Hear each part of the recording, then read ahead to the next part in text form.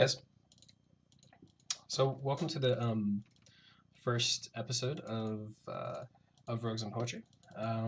Let's see if we can't go ahead and welcome to the first episode of Rogues and Poetry. Let's see if we can't go ahead and welcome to the first episode of Rogues and Poetry. Let's see if we can't go ahead and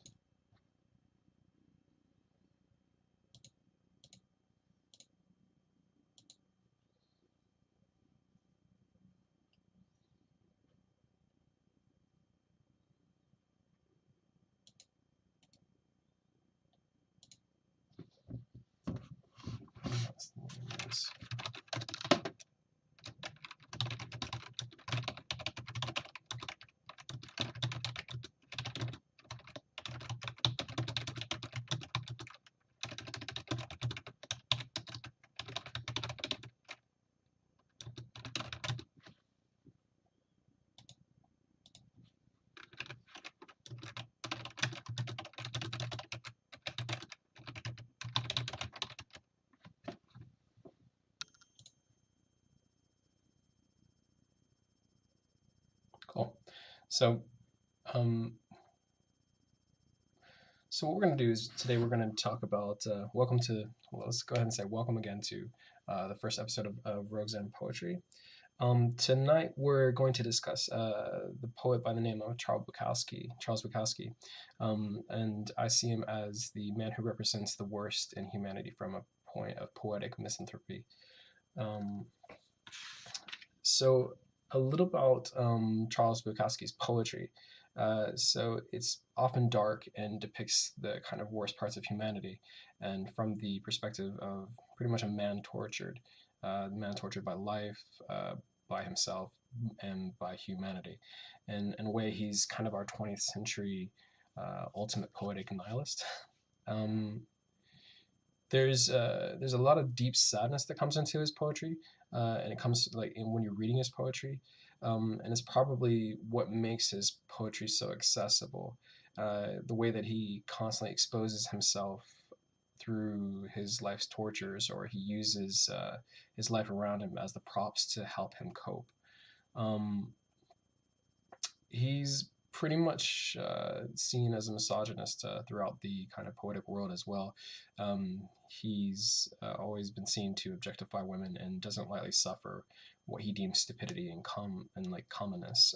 Yet he doesn't allow for himself to escape from the latter either, and he writes himself in as the character of that kind of reality, humanizing and conclusively debasing himself alongside the subject matter in a way.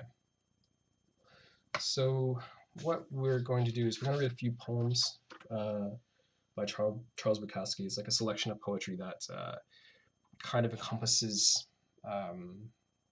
his poetic career, but it also sees us through the way that he wrote in a way that reflects him the best. So what we have the first poem we're going to read is My Old Man, and then we'll be going into Freaky Time, and then comments upon my last book of poesy, and Me Against the World, and last but not least, So You Want to Be a Writer. If you want to at any time, go ahead and hit the follow button, and that way anytime the stream pops up, you'll get a notification and you'll be able to come back and see us and join the conversation. The stream is really about promoting writing of all forms, specifically for me, poetry, and I would like to do poetry readings, and we'll be having guest speakers come on, and we'll have interviews happening, and hopefully we'll be getting some generation of spoken poetry. Hopefully I'll get to do some spoken poetry as well, some of my writing, if not video recording of myself on stage doing reading as well. So we'll be trying to get as much as possible in terms of writer content on here, and the field is always open, and the field is always going to be something aiming towards the creative inspiration of writing and getting others around us to join the community of writers and to participate in this event of writing and exploration of writing. So let's go ahead and get started. The first poem that we're going to read is, as I said, it's called My Old Man. So let's go ahead. 16 years old, during the Depression, I'd come home drunk, and all my clothing, shorts, shirts, stockings, suitcase, and pages of short stories would be thrown out on the front lawn and about the street. My mother would be waiting behind a tree. Henry, Henry, don't go in. He'll kill you. He's read your stories. I can whip his ass. Henry, please take this and find yourself a room. But it worried him that I might not finish high school, so I'd be back again. One evening, he'd walk in with pages. One evening, he walked in with pages of one of my short stories, which I had never submitted to him. And he said, "This is a great short story." I said, "Okay." And he handed it to me, and I read it. It was a short story about a rich man who had a fight with his wife and had gone out into the night for a cup of coffee and had observed the waitress and the spoons and forks and the salt and pepper shakers and the neon sign in the window, and then had gone back to his stable to see and touch his favorite horse, who then kicked him in the head and killed him. Somehow, the story held meaning for him, though when I had written it, I had no idea of what it was about, of what it was I was writing about. So I told him, "Okay, old man, you can have it." And he took it and walked out and closed the door. I guess that's as close as we ever got.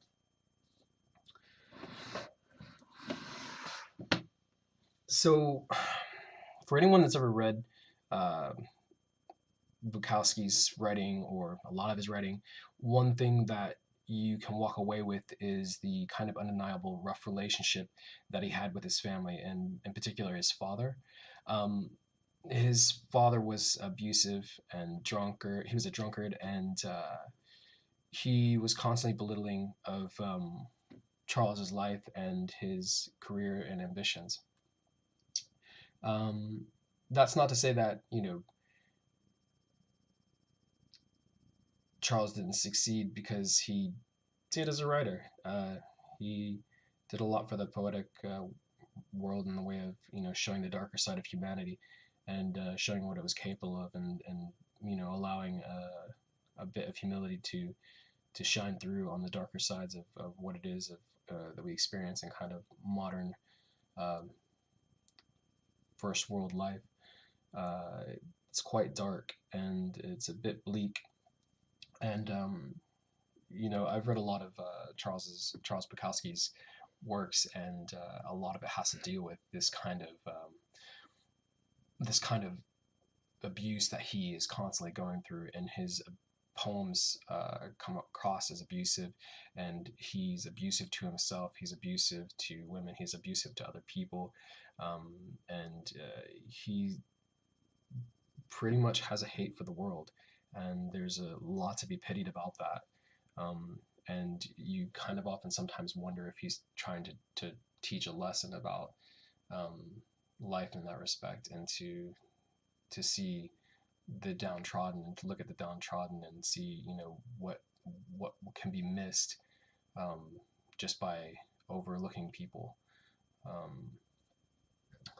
So it's an interesting way to like walk into his reality, because this first poem kind of gives a soft entrance, as it were, to the family life that is kind of portrayed throughout his poetry. It's needless to say pretty even keel. So I guess what we can do is we can move on to more reading, more poems, and see how that gets on from here. So the next one, and I have to give a warning, because it can come across quite misogynistic, and it does to me as well, but I have to put it out there because of the irony that is Charles Bukowski and the darker aspects of his misogyny that he tries to wrap back around on himself. So this one's called Freaky Time. Um, and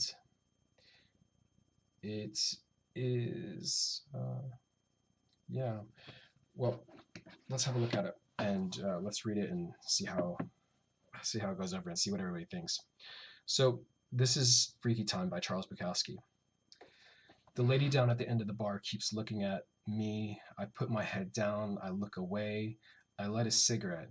Glance again. She's still staring at me. She's charmingly undressing me. Herself, well, you might say she's beautiful.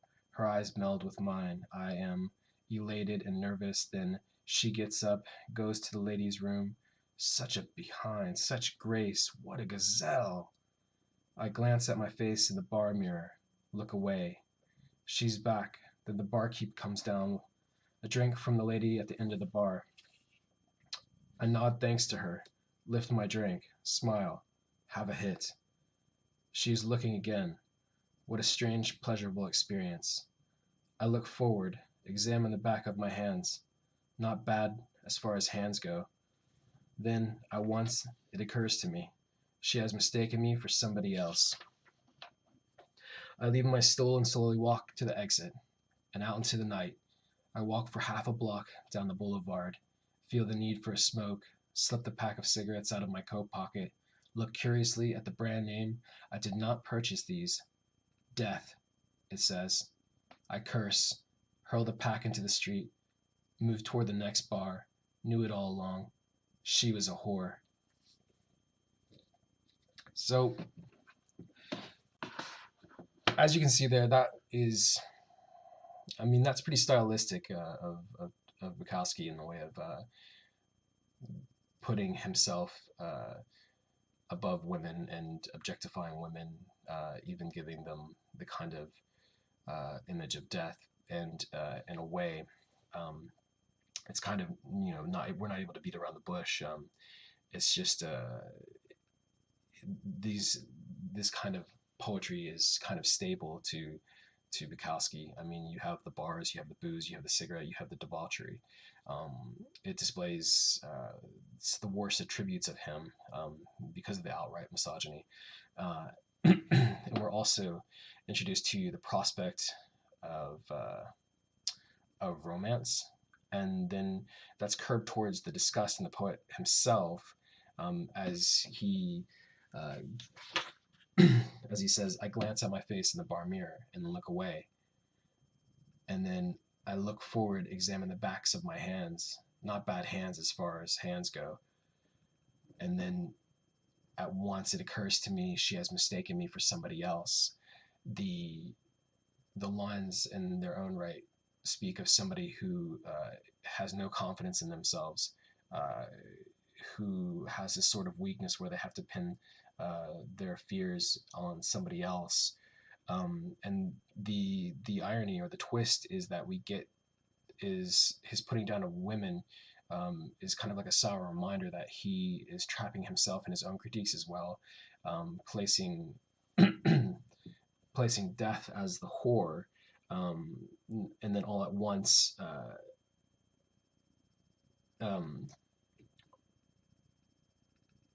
death is going to one up him in the end. So there's a lot of there's a sort of way to pity this and pity Bukowski and his inability to not use women as a crutch toward his own demise. But unfortunately, his inability to break the cycle of objectifying women is more than anything is his own demise, but is what kind of humanizes his poetry in the way of making the darker themes come out for how we see misogynists in our kind of society today. And the idea that there's a need for growth and there's a need for exploring exploring a reality that shows where the growth can come from to um, get over the kind of darker aspects of humanity that we kind of still have in society. Um, uh, so it's that one's a hard one to kind of digest. The the way a way to look at this one in the way of seeing the kind of overall poetry, like the overall selection of poems that I'm reading, is that um, it's it's one of the weaker sides of his personality, um, but the strengths in his poetry that he is able to debase himself. Um, it's quite a mixture in that regard. It comes towards his later end of his career as well. So it came like at about 1989. So we're looking at, he lived until 1994. So it's still seen as, like, interesting that he hasn't kind of grown past uh, these inhibitions, that he uses people and women especially as props in his poetry in that way. But that is the darker aspects of Charles Bukowski. Not to say that that's good. So the third poem that we'll read tonight is called "Comments Upon My Last Book of Poesy." Um, this poem right here. It seeks to do is it seeks to kind of explore the it explores the misanthropy uh, in his writing, and to say that he doesn't like humanity, I guess, seems kind of light, given that if you read his poetry, it just that's his exploration is his exploration into the darker aspects of humanity, and what he thinks humanity kind of is. Um, so this one is quite, or comes off as quite personal, because what we're experiencing this poem is people writing into him, and him taking these comments that he's gotten from these people and making something of it, that turns the mirror on the public that is engaging with him. So this is called "Comments Upon My Last Book of Poesy" by Charles Bukowski. You're better than ever.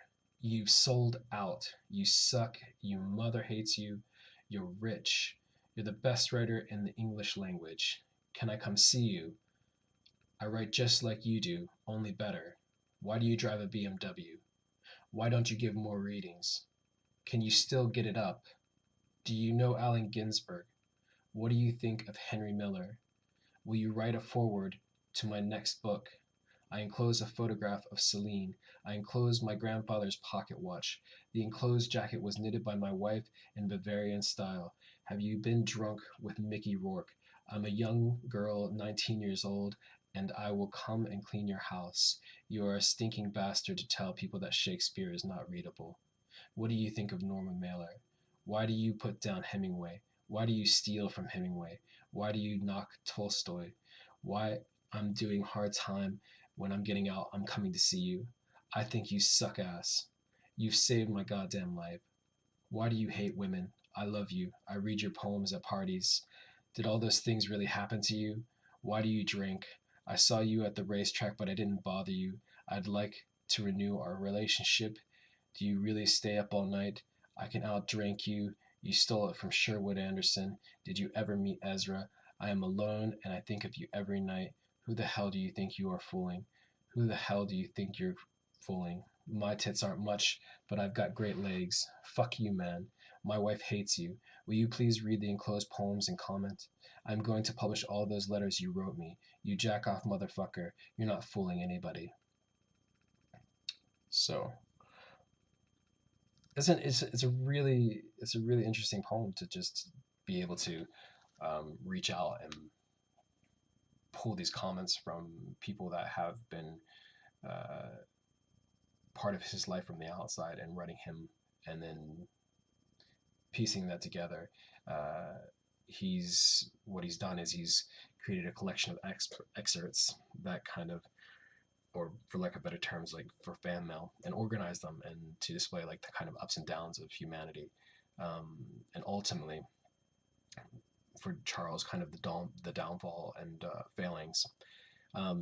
There's an honest feel to the comments, and it's made up more by like it's made more prolific to me by the anaphora that comes in. You've got your, you, I, why, but it comes from the kind of point of view as these are personal letters, so you have that personal feelings strung in through the anaphora in that respect.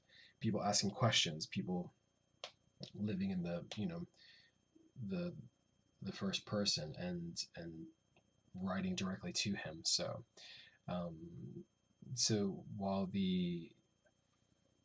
it's interesting to see how strong the anaphora makes it, there's the tongue-in-cheek and ironic moments that come with the back and forth banter that's presented.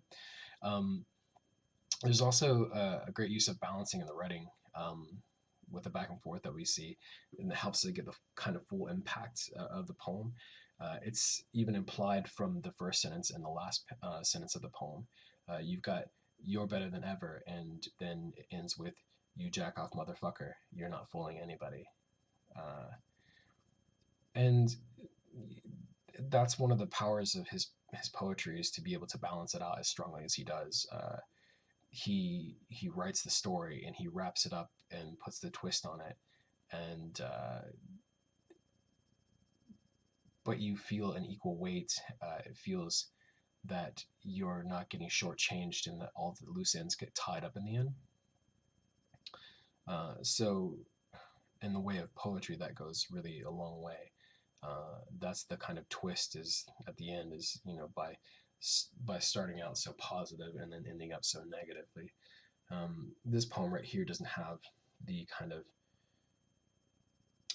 swinging turn that you can get in a lot of heavy hitting poems, but I think probably about midway through, you get a question that did all those things really happen to you? And it's interesting to kind of take that into consideration right there in the middle of the poem, as you get things where people are asking about meeting Allen Ginsberg, or why he drives a BMW, or did he actually really get the knitted sweater um, from someone's wife, or did he get the letters from fans that are so personal, that he relives it through his, these kind of misogynist kind of innuendos kind of in the poems themselves. It's really quite strong that way, the way he is able to balance it out so much. Yeah.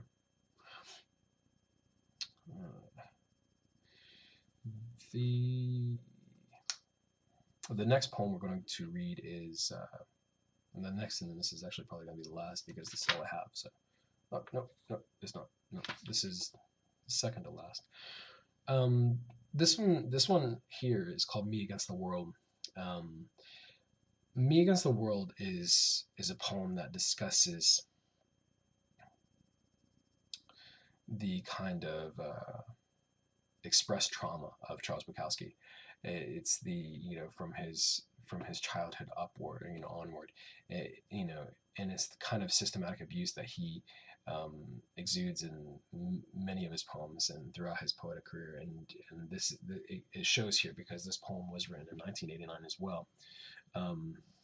Or wait, yeah, so actually no, this was in 1994. This one happens to be uh, exploring the darker sides from him from his youth, and it kind of gives us a base to look at him uh, and explore kind of where he's coming from and the kind of darkness that he had to grow up in and the way that he had to struggle to survive in a way. Um, he,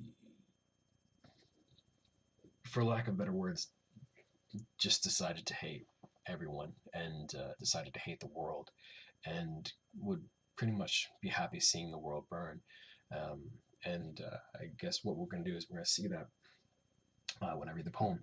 So this poem is called Me Against the World by Charles Bukowski.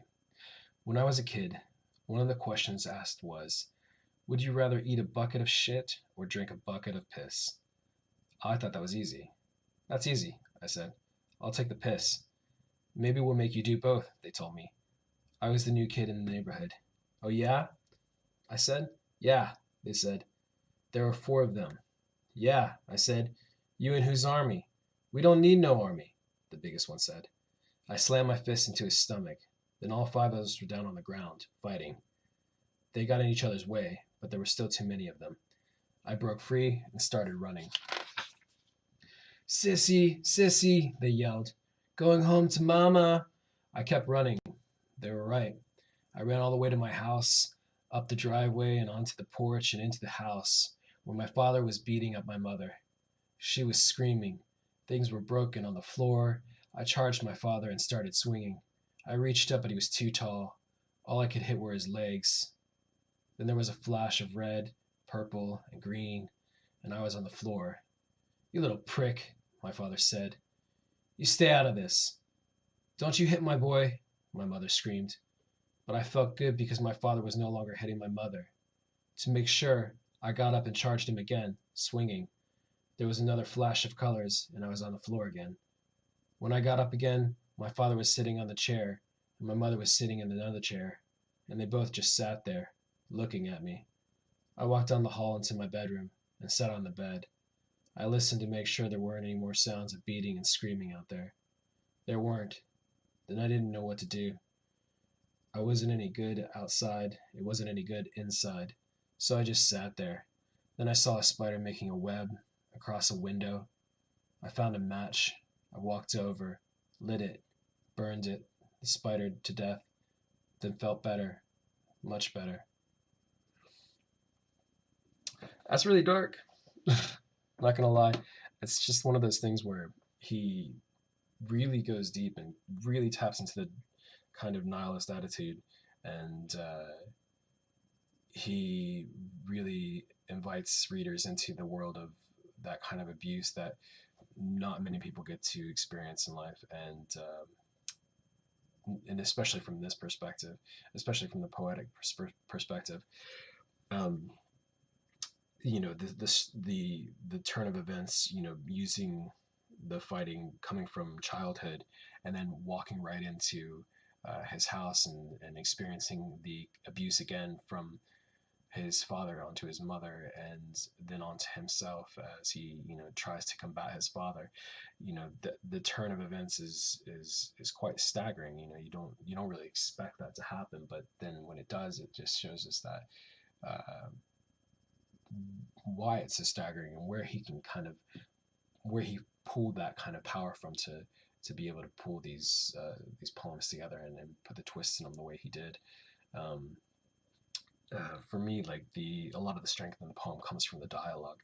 And it places the readers in the shoes of the character through a first-hand experience of the language. And like most of his other poetry, there's a defined violence that's threaded all the way through the poems, and it explores that kind of conflict that he's going through in life, and it's even heightened by the cursory, like, flagrant language, and it helps to kind of highlight the obtuse reality that he lives in contrast to his proposed reader. um, and and something for me that's interesting is reading hard poetry and reading the dark poetry. It has a lot of meaning because of the hardships there are in life and the way that we don't always see it and the way it's supposed to be black and white, but it doesn't come off black and white in this reality, and it's hard to. It comes off black and white to a degree, but it's one of those things where it's just hard to look at, and it's like watching watching a car crash, and you really kind of can't turn away from it. And the experience in its own right is a valuable experience, and that's probably one of the reasons why the poem and or that poetry itself kind of is is so strong for him. It's just the powerful experience that he's delivering to his readership in that respect.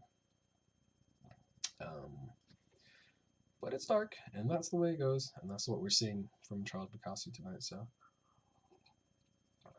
um,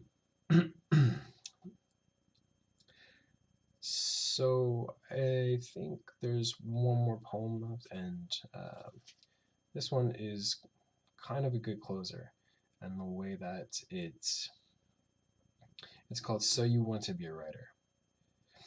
This this kind of explores the idea of Charles Bukowski's misanthropy and the way that he feels towards humanity, and in a way it's a challenge.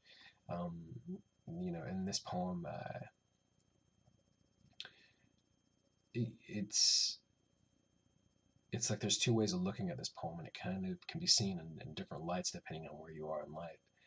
Um, so let's have a look at it, and then let's read it and see how we get through it, and see if anybody has any questions. And if you want to talk about it, we can talk about it some more. We talk about all the poems as we go on. So this is called "So You Want to Be a Writer" by Charles Bukowski. If it doesn't come bursting out of you, in spite of everything, don't do it. Unless it comes unasked out of your heart, in your mind, in your mouth, in your gut, don't do it. If you have to sit for hours staring at your computer screen or hunched over your typewriter searching for words, don't do it. If you're doing it for money or fame, don't do it. If you're doing it because you want women in your bed, don't do it.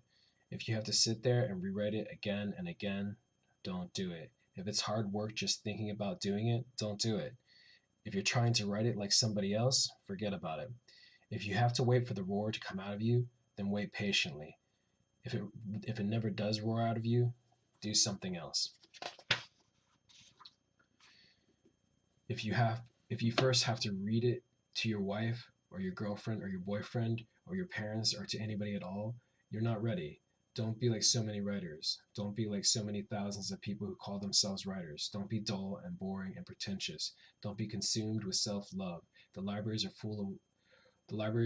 the world have yawned themselves to sleep over your kind. Don't add to it. Don't do it.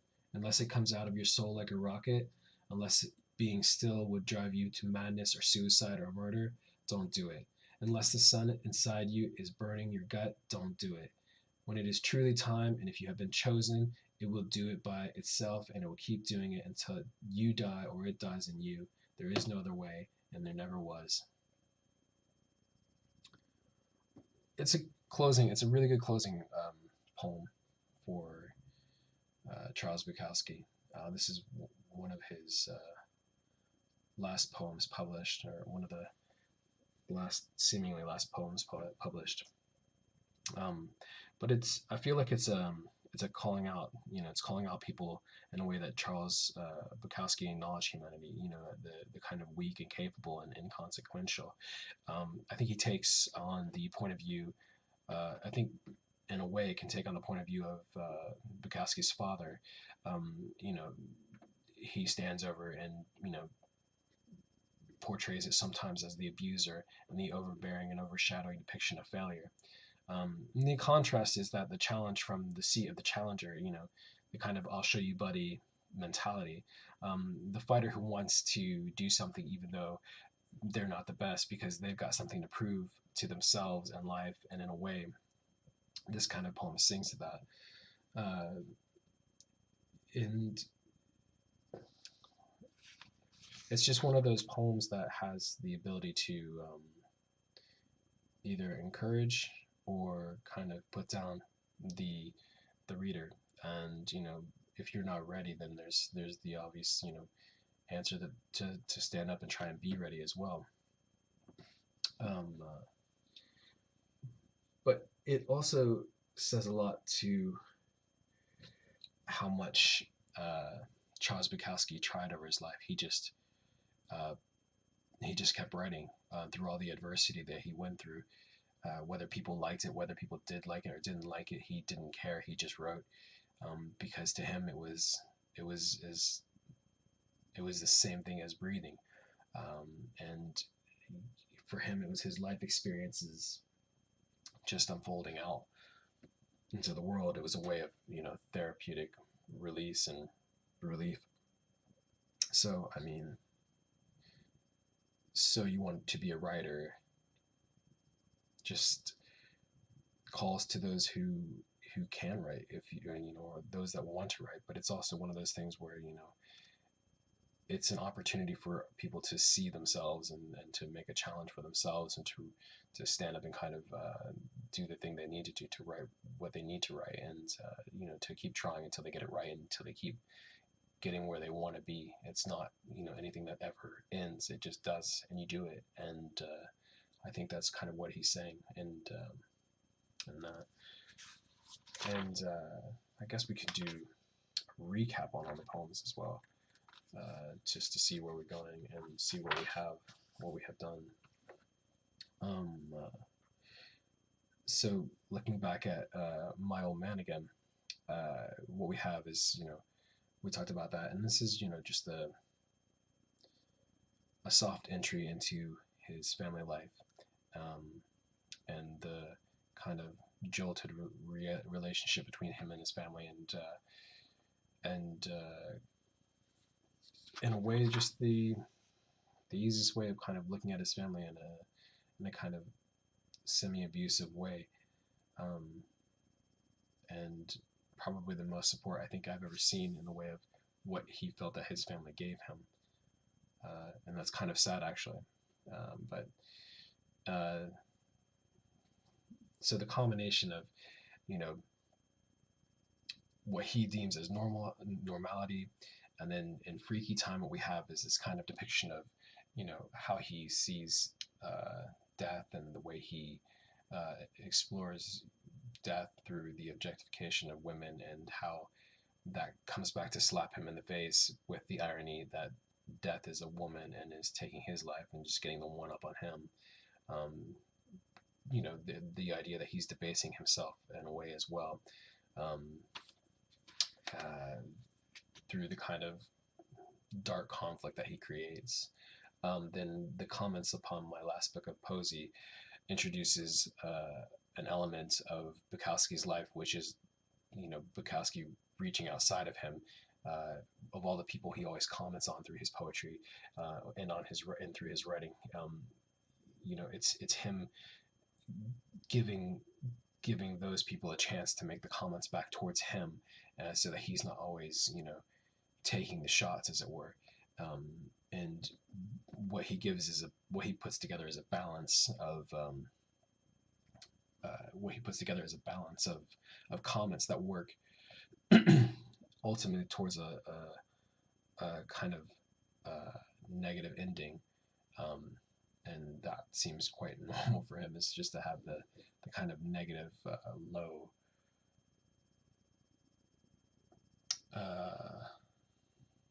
what's the word I'm looking for, like well, it's kind of the low end of the endings, like you get kind of the sad ending. You're not quite happy with what you get, because it kind of comes off that dark way. So you get the nice mix of seeing people's points of views, and not just always seeing Charles Bukowski's, because his view and the way he writes, or the way he wrote, was always quite against the world, and this is just his chance to give the world their voice as well against him.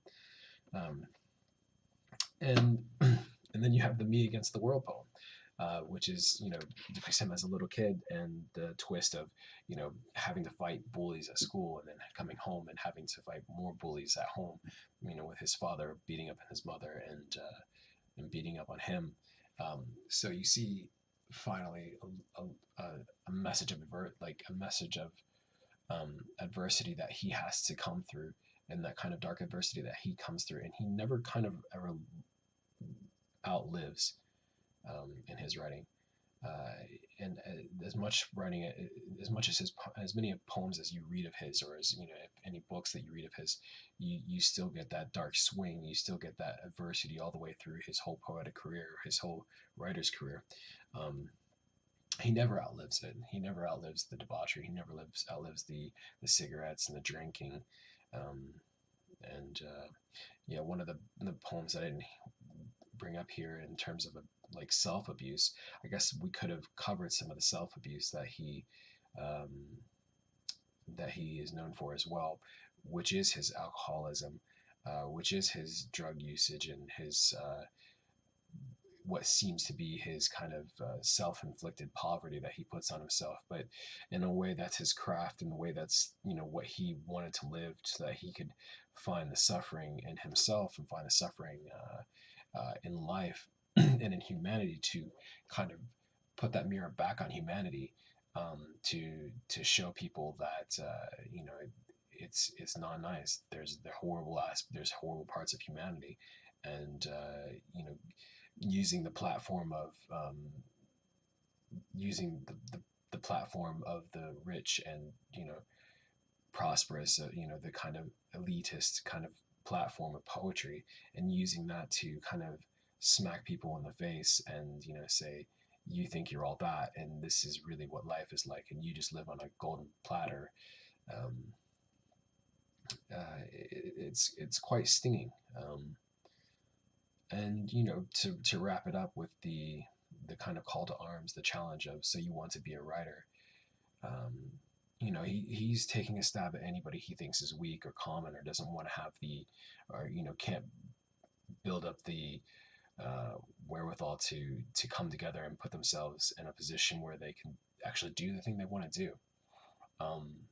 He, in the same breath, is putting out a challenge to anybody that thinks they can, to do it, to constantly try and to get through adversity, and to know that adversity never ends, but it's just a constant in life, and that you have to, if you want to succeed, just keep keep treading along and keep getting through that process. So so that's kind of the poem selection that kind of, from my point of view, encompasses them. And I think it goes a long way of saying it. I think maybe I could have added in more in the way of like self-abuse, because it would have been interesting to see that. So next time maybe we can do that. But yeah, that's Charles Bukowski, kind of in a small nutshell. So I want to say that I think the stream, we're going to be ending here shortly. And what we'll do is we're going to be going, and you can find me on Twitter at Of Rogues and Poetry, and you can also find me on Facebook at the same Of Rogues and Poetry, and I'm on YouTube at Of Rogues and Poetry. YouTube, all the links are down below. If you enjoy the stream, go ahead and hit the follow button down at the bottom.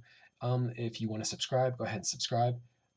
I'll take all viewers, because I think the idea behind the stream is to encourage people who enjoy the poetry and who enjoy writing, to come out and participate, and to be part of the community, and to speak up about the poems and the poetry that they love, and the writers that they love, and to be able to explore these things, and explore this kind of writing, and explore that in a community that encourages writing, and encourages spoken word, and music. And so we're going to be doing a lot more of that, and we're going to be interviewing some writers really soon, actually.